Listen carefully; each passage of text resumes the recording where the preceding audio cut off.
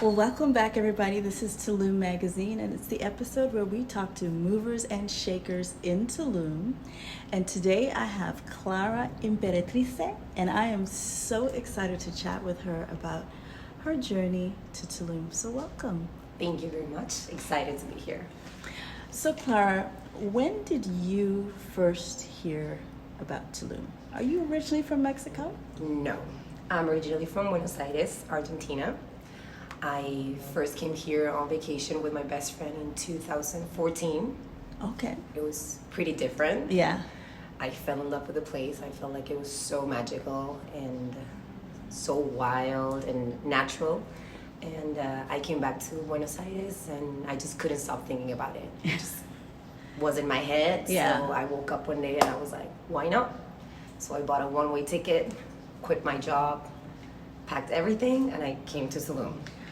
And what was it about Tulum that made you think, I could live here? Well, number one, the obvious, the place. Yeah. Like the nature, the beauty of it, the opportunities. Like this is, I think, one of the very few places in the world where you can literally do anything you want. Like you have ideas, you have two hands. Yeah. You're gonna succeed. Like that's it. There's so many opportunities. People are so nice. Everybody wants to work, to help you out, to create things, to just level this place up. Yeah. And it has everything to go to where we want it to go, and all the resources and opportunities. So I'm pretty sure that doesn't happen anywhere else in the world. So you land back here. You've got a one-way ticket. What did you think you were gonna do? I had no idea. No idea. The first week I was like, let's explore, this is beautiful. I fell in love with the cenotes, the pyramids, Mugil, the lagoons. I did everything. I went to the biosphere. I was like, I'm in paradise. Just taking it all in. Yes. And then I was like, what am I gonna do? Where am I gonna live? How am I gonna pay my bills? And panic, of course, panic attack. And I would say within the first month, I already had like 3 different job offers out of like going out and knowing people. And then like you're talking to someone and they're a developer or they're a hotel owner or restaurant owner and you don't even know because everybody here is like so laid back and so casual. Yeah. So you meet the person, make and then friends. You make friends, and then everything starts just like falling into place, and all the offers, and that's how it's been my entire stay here, my life in Tulum for the past 7 years. It's all about like knowing people and connecting, and then just brainstorming, and it's like, oh, you have something that I need or something that I can help you with. Let's just combine our energies and our ideas and let's do something great. And that's when you start.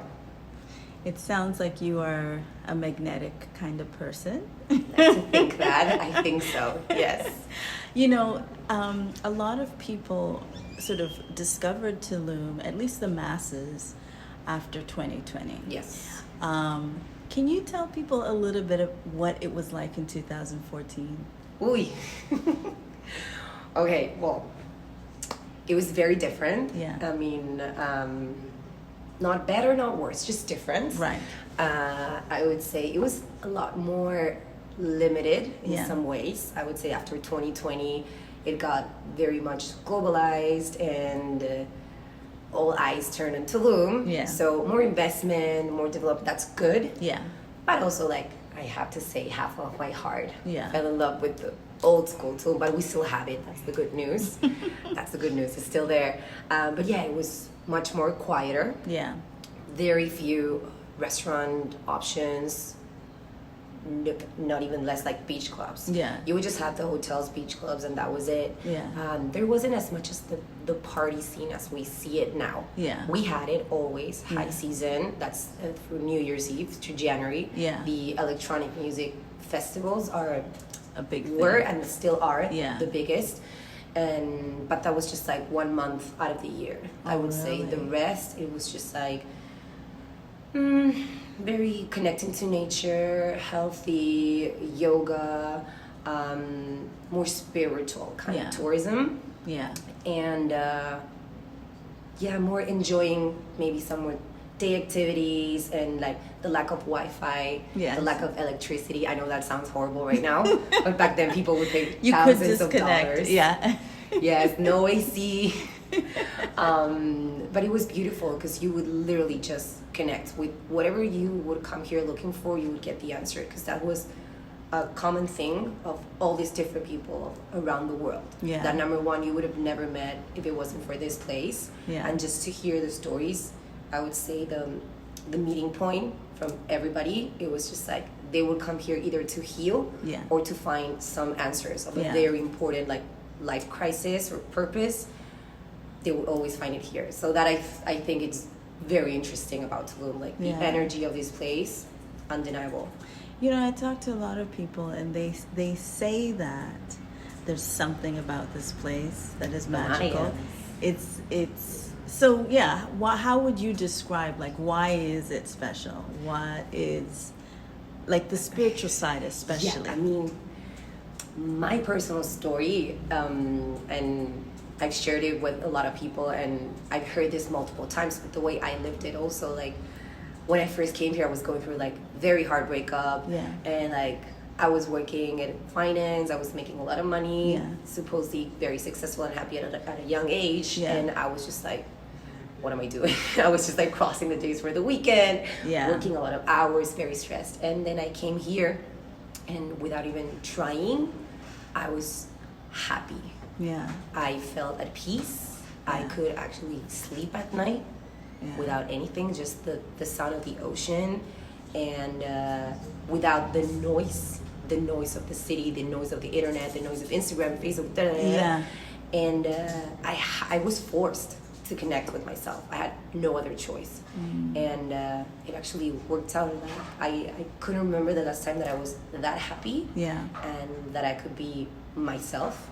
Like walk down the beach with no makeup, no high heels, no anything, and you would just feel beautiful and gorgeous and go to parties and meet interesting people without all the other things that we tend to use or to throw on ourselves to create a disguise. Maybe in the big cities, no one cared here. As I was saying, you could be speaking with a millionaire and they would be barefoot with nothing, maybe looking like a homeless, you would say, but like no, and very interesting people. And I couldn't get off of that feeling of happiness. So that's when I came back to Buenos Aires, I was like, but why am I giving this up? Like, this is life. I should be living happy. This is my happy place.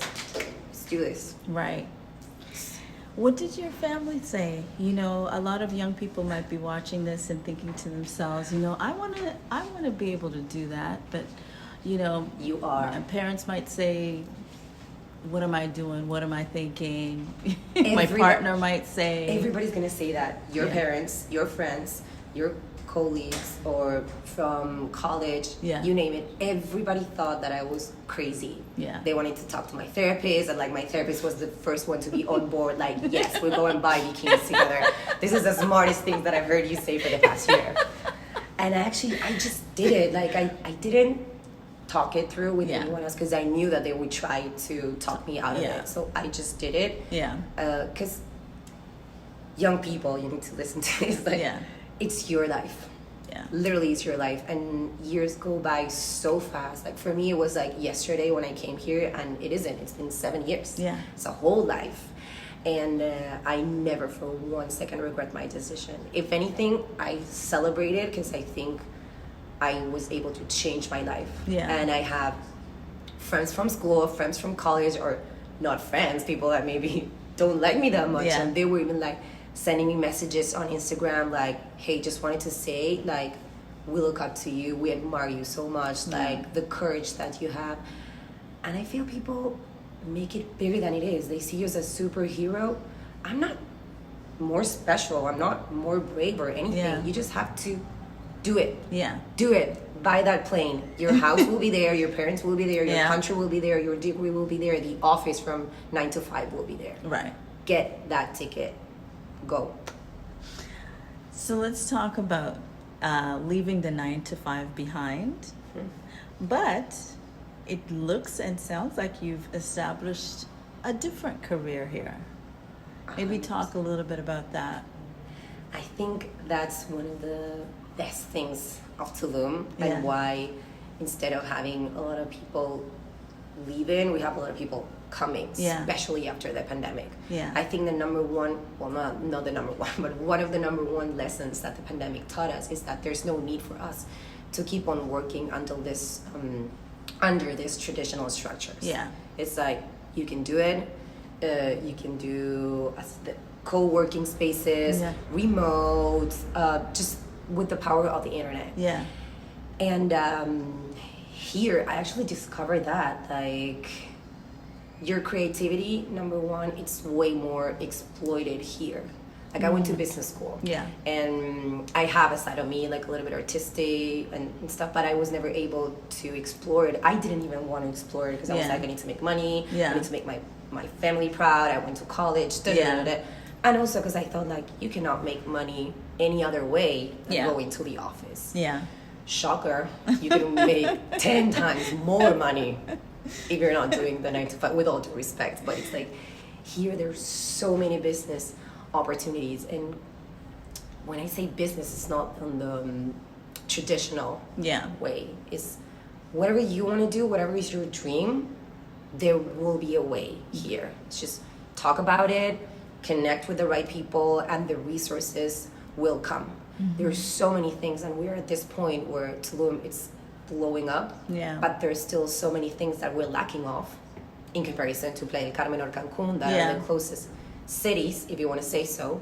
So that's where the opportunity lands here. Yeah. Like, this is a time we need a lot of things. We need a lot of creative people. We need a lot of people with energy and good spirits, and you just can combine both. You can build your empire. Yeah. I've seen all of my friends, they're my age or younger, and they already bought land. They're building their houses. That's Running restaurants. running everything. Yeah. Yes. And I don't see that very often anywhere else in the world. Yeah. What do you think it is? It's because, is it a combination of the place being relatively affordable? Mm-hmm. Even though Tulum is not that cheap compared to the other other cities in Mexico. Yeah. Is it just that people explore their creativity more? 100%. Yeah. 100%. Because many people, I think their story is similar to mine. Yeah. It's like, maybe you're not a fashion designer, Yeah. or you're not a restaurant owner or anything, Yeah. and you just end up doing that, and Yeah. you discover that you're very good at it. For me, it happened, like, I ended up working in hospitality, and I had Yeah. no idea, and I ended up, like, running multiple restaurants, and then traveling the world and going to Michelin stars and learning. Yeah. And I was like, I love to go out and have dinner. A whole new world. And Who knew that could be a career? Exactly. And here, the amount of information and the top quality of professionals that you will find. Yeah. So you're gonna get the tools to navigate all over the world, and I mean, like, top level. It's just that here, whatever you have it in you, and you were afraid to explore it, maybe in your country, your Yeah. hometown, or whatever, you will be challenged. That's the thing. It will happen. Yeah. Maybe in the first month, maybe after the first year. But trust me, if you come here, you're not leaving without exploring Being what you have. tested. Oh, yes. Let's talk about that, because a lot of people, I want to show the challenges as well as the good stuff. We've talked Yes. about the good stuff. Let's talk about some of the challenges, because you're out here, you're on your own, you're trying to make it. I'm sure there's peaks and valleys. So many. Oh my God, I remember the first time my parents visited, my mom was crying. My dad was like, what are you doing here? How do you live like this? Where's your AC? You don't have any hot water. And I'm like, it's 200 degrees. I don't need hot water. I'm okay. Yes, of course. There are many things, like, on the daily basis, Yeah. we're used to. Like, Yeah. I'm It's not like, even... we think that are priorities. Like, for example, just even your example of, like, Hot water, AC or AC. hot water, like, is it really a priority in this context? I swear to God, I mean, you appreciate what you had, but then it's like, I'd rather be without AC and hot water, and literally I'm driving my beautiful scooter on my way to work, smelling the ocean, watching the waves, and then like full moon. Once it happened, I was coming back from work and I had to stop, and I started crying, and I was like, this is my road to work every day. How lucky am I? But I mean, the struggle is real. Not gonna lie. Sometimes you're just like, especially if you go to visit the States and then you come and you're like, how do we live? You're like, okay, maybe it's not civilization all the way. Maybe the streets need to be paved. Yes, the potholes. When we have the hurricane season, the power goes off a lot. You go to the Chedraui, which is our supermarket, and you can buy half of the things that you need. And I mean, if you need something fixed, ahorita, that's the Mexican term for time. The Tulum time, and that's like maybe in 1 year, but you'll get it fixed eventually. Yes, but I also feel like those things are also the ones that filter the people that are meant to be here. Absolutely. If you can survive those, trust me, you're gonna have the best time. You will get to enjoy the real benefits of Tulum. I really feel that too. Let's talk about the spiritual side. People look at people's Instagrams and they see them taking pictures and the restaurants, all the lovely restaurants turning up. But there's also a spiritual side of Tulum. What has your experience been? It feels like there's almost any kind of practice, any kind of modality you can explore. What has your experience been? I agree. It took me a while. I was a little bit skeptic. Is that the word? Skeptical. Yes. Skeptical at the beginning. But I mean, it's always been. It was actually the main reason. It was like it was a spiritual, holistic destination. Yes. And I was very like, nope, I've never done yoga in my life. This is not for me. What do you mean feathers, shamans, singing? No. Full moon ceremony. What is that? I was like, papaya party. Yes, that's the only full moon that I understood. But another thing, it doesn't matter how hard you try to escape from that, it's gonna catch. It's gonna catch something. Something. It's like, because it is real. It gets to a point, as we were saying, it's not always easy, and especially as an expat. And it will get that day where you feel like overwhelmed, lonely, homesick, maybe nothing like turned out the way it was supposed to, and then something happens with your rent, and complete chaos, and you're just like, you need to and this is the right place. And I tried the Temazcal. Maybe it wasn't the best decision for me because I'm claustrophobic. And I don't know if people know what a Temazcal is, but you go into a teeny tiny igloo. Ooh, I haven't tried that yet. Tell people. And it's hot? I heard it's really hot. It's really hot.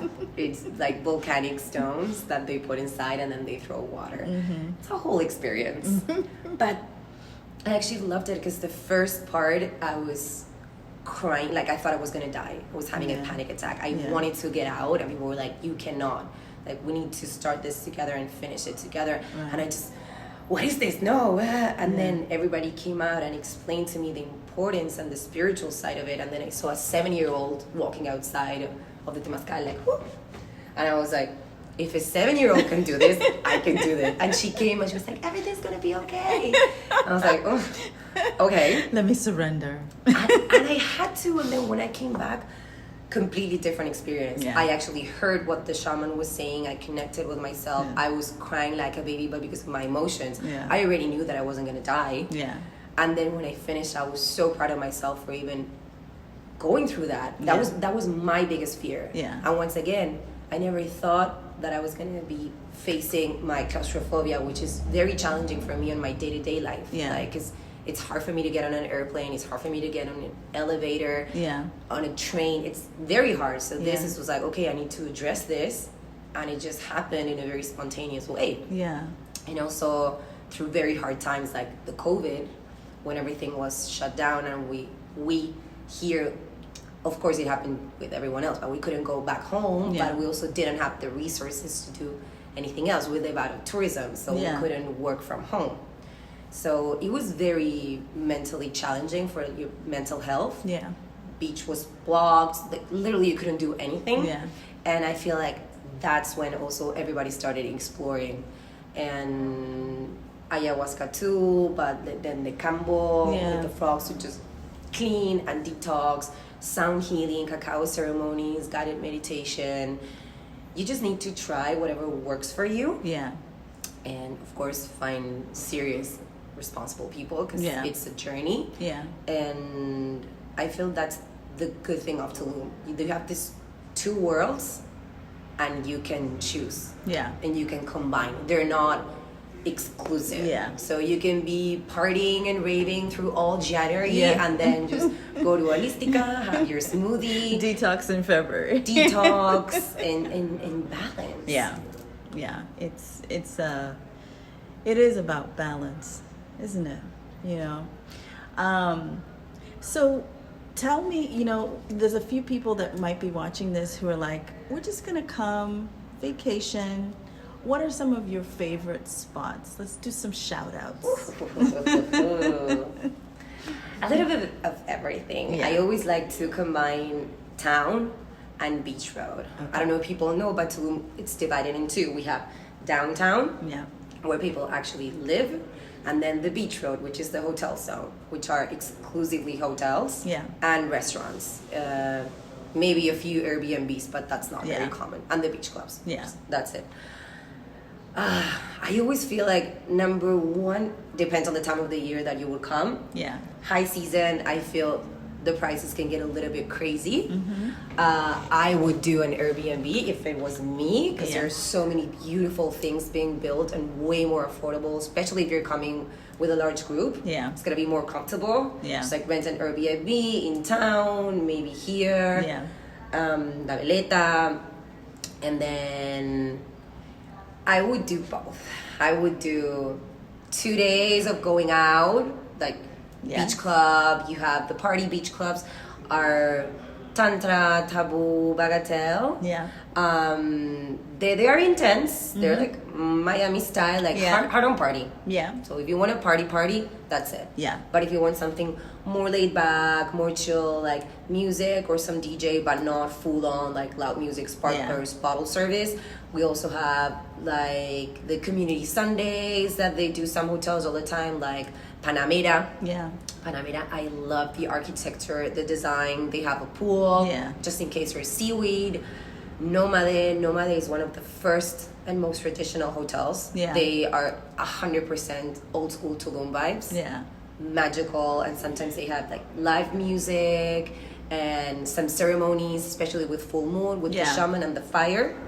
Their grill is on point. Yeah. The lake is very, very beautiful and laid back. I'm trying to give like, these are complete opposite options, but like you want to party or you want to relax. Yeah. And you can give a shout out to some of your places. I should tell you, the first time I came to Tulum, I happened to come the week that Bach opened. Oh my goodness. Yeah, and I was like, what is this place? The decor, the service, it was lovely. It was my girlfriend's birthday, and we decided to choose Bach, and so it's always got a special place in my heart. It's the memories. And the food. And the quality service. Yes. Yes. Because that's like, because I mean, those were my options for daytime, but for nighttime, restaurant-wise, it's not because I work with them, it's because I genuinely love them. Like, I was the most regular client before I got scouted. So it's from Anderson's group. Anderson's group, we've been on the market for like more than 80 years with approximately 125 restaurants all over Mexico. Wow. We are expanding to the States this year in Florida. We're also going to open in Barcelona, Spain, and more destinations to confirm. Yeah. But in Tulum specifically, we have Bach, which we're lucky enough to have you, Prime Steakhouse and Raw Bar. Then we have Ilios, Mediterranean food, and then we have porfirios, the Mexican food. Very nice. The three are very different as far Yes. as the menu, but the same exact quality. It's excellence. We work with the best. Our steak, as you know, Fabulous. We have all the certification. The cuts are like, we work with USDA Prime, Black Yeah. Onyx, and Kobe. We're one of the few in the world with the Kobe certification from Japan. And also what we try to do with the three of them is to create their own vibes. So it's like, it's dinner time, but then it's an experience. Exactly. I just want to, you get there at 8 and it's like, I'm not leaving till 1. And you're there and you go through like all the stages, like dinner, dessert, and then you want to dance a little bit, especially if you're celebrating a friend, bachelorette, bachelor, birthday, you name it. It's ideal. And also they're so different that if you come like for 4 days, it's great because you just try. And if it's an eclectic group, we have options for everyone. I really love it, and I always am telling people, okay, are you ready to splurge a little bit?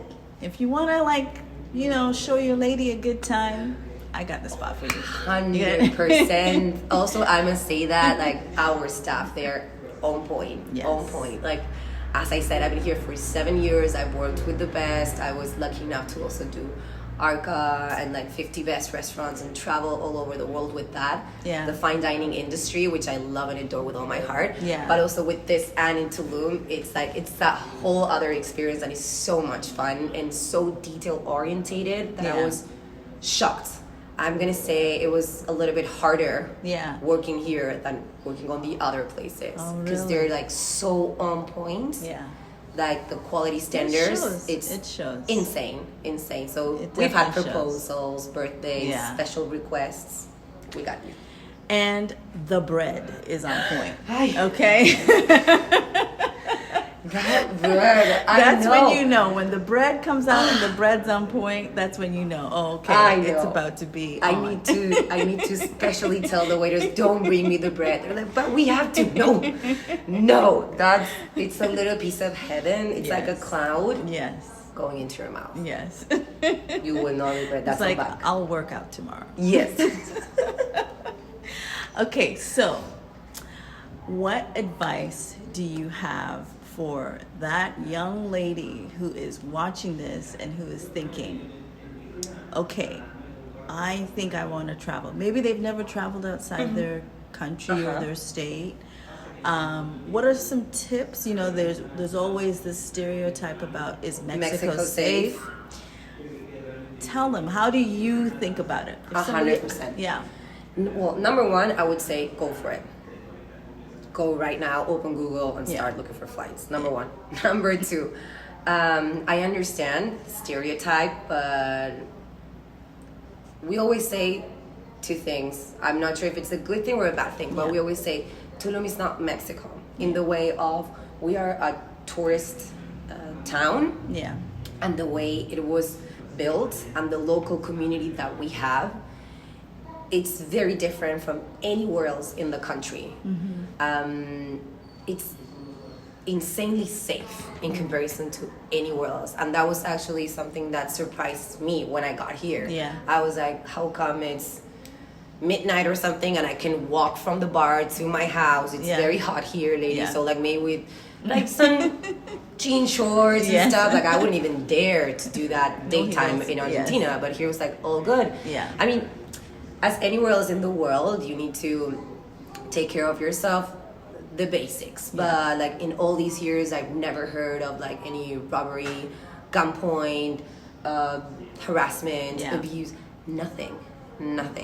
The way it's built, and as I say, like the local community, and it's still a small town, we all kind of know each other. And I feel that provides more safety. And if you come as a woman, we also have like local groups of women for whatever you want. For like used to have like this personal defense course, and then like some different chats and talks if you're into the ride share, right? Yes. If you want to party together, there's a party group. We have the girls. you have the party. You have the holistic one. You have the one for jobs. You have another one that helps single moms. You have another one if you need to like sell things from your wardrobe. 'Cause like me, we have a lot of clothes and we live here, and that's it. The clothes will get ruined here. So I would say it doesn't matter if you come by yourself. It's such a supportive community. Yeah. You're gonna have friends. Week number 1. And another important thing is that we're all expats here, most of us. So we understand that feeling. So we're all willing to help, and we are our own family here. Yeah. And trust me, everybody has that in them. It doesn't matter if they're Mexican, Americans, European, because even the Mexicans here, they weren't born and raised in Tulum. Yeah. So we are our own support system, and always more than open and welcoming. It will happen for sure. So take that plan. Clara, thank you so much for joining us on Tulum Magazine. It was always a delight to talk to you. My pleasure. And hopefully maybe we can catch up again, maybe just before high season. You can tell us what's happening. Ooh, that's going to be a good one. Be ready. Be ready. I'll come with the list. Yes. Thank you. Thank you very much.